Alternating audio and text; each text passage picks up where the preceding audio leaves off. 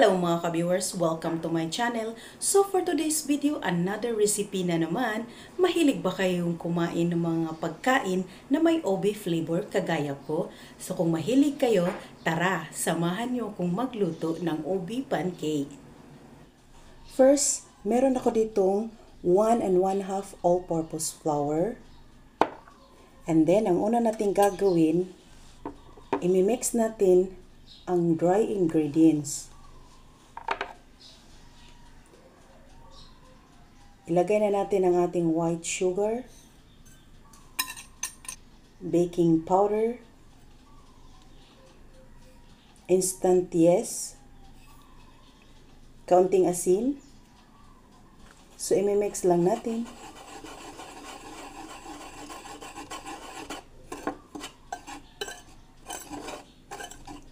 So, ayan. So, ininext na natin ang ating wet ingredients. Maglagay tayo ng evaporated milk. So, habang nilalagay natin, halo-haloin natin. Isusunod natin ang ating 1 egg, with butter,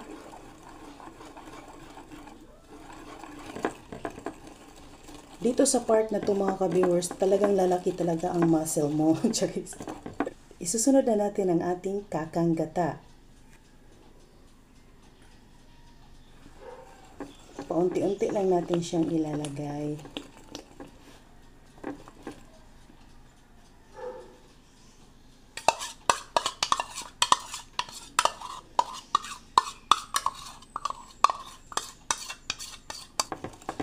Mekos-mekos na yan mga insan. Kapag gagawa kayo ng pancake mga ka-viewers, huwag masyadong basa yung iyong mixture. Huwag din masyadong dry. Yung katamtaman lang para maganda ang kinalabasan ng inyong pancake. Well.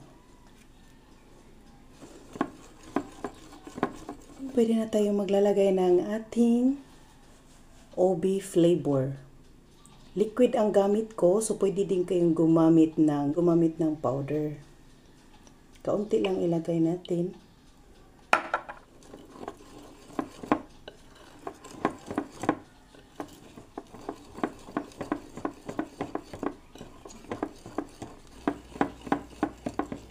So, tapos na natin siyang ma-mix kapag ganito na ang kanyang texture. Gaya niyan. So, let's start cooking. So, pahiran lang natin ng oil.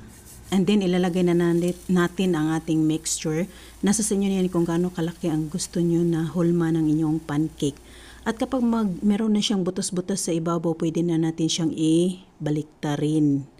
Ayan. So, luto na ang ating ube pancake.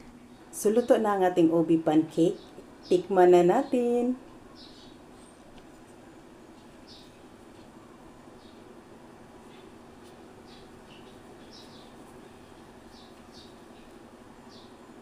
Wow, ang init. Ang bango po niya. Mabango siya dahil sa coconut cream.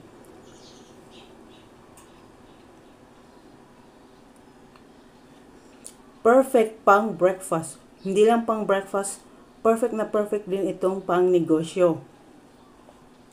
Sakto lang ang kanyang timpla. Hindi siya masyadong matamis. Perfect na perfect talaga. Kaya kung ako sa inyo, kung gusto niyo na magnegosyo, dodoblehin niyo lang yung measurement ng aking recipe. Ang sarap, ang lambot, ang bango.